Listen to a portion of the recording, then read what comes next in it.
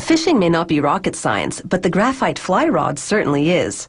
Graphite is a space-age material, lightweight, flexible, and strong. The very qualities that make it useful in space also come in handy at the river or lake. It explains why graphite fly rods are now mainstream in the fishing world.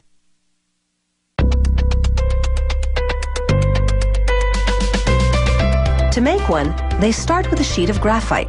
They cut out shapes following precise measurements. One mistake here, and the performance of the rod will be compromised.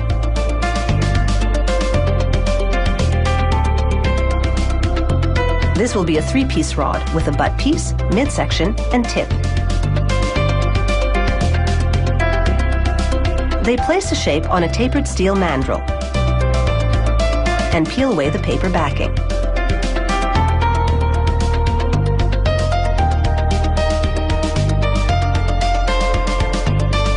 This machine rolls the graphite shape around the mandrel.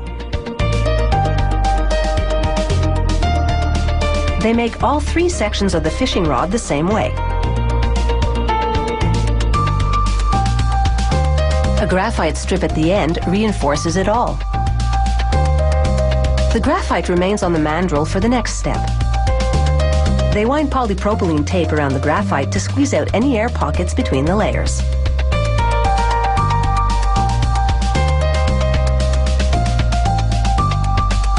Then it's into the oven to cook at 125 degrees Celsius for an hour and a half. The tape won't melt, but resins in the graphite will, baking the rolled layers together.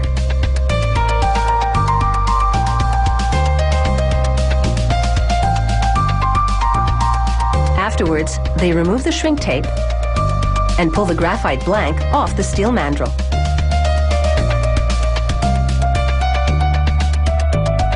Then the rod blanks go for a dip in a special finish which turns it a deep blue. They bake on the finish for a half hour at 125 degrees Celsius.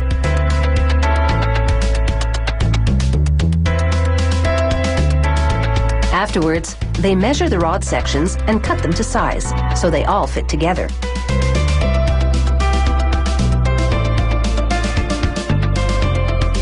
Bending without snapping is the graphite rod's strong point. They hot glue the stainless steel tip to the end.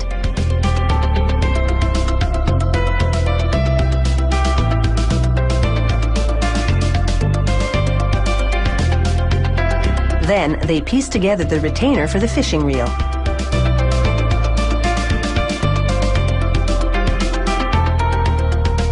This lock nut will allow the reel to be tightened.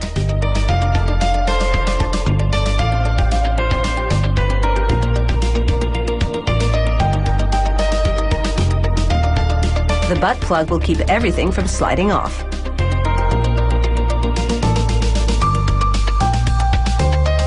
They glue cork rings together to make a handle. Then they shape it with a chisel and sandpaper.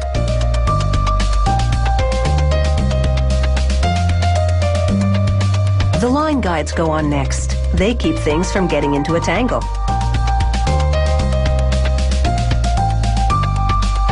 They wind thread around it to secure it to the rod, 1 foot at a time.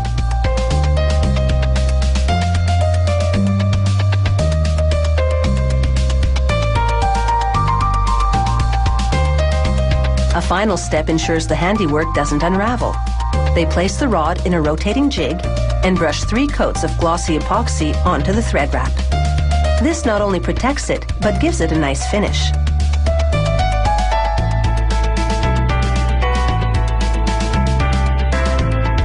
Now they slide a metal foot into a groove on the reel retainer, and it's ready for the reel to be attached. But before you can cast your line, there's some information that needs to go on the rod, like the brand name and serial number. A final inspection, and it's almost time to test the waters. The reel snaps into place, and it's easily adjusted with the lock nut. The rest is a matter of bait and fate.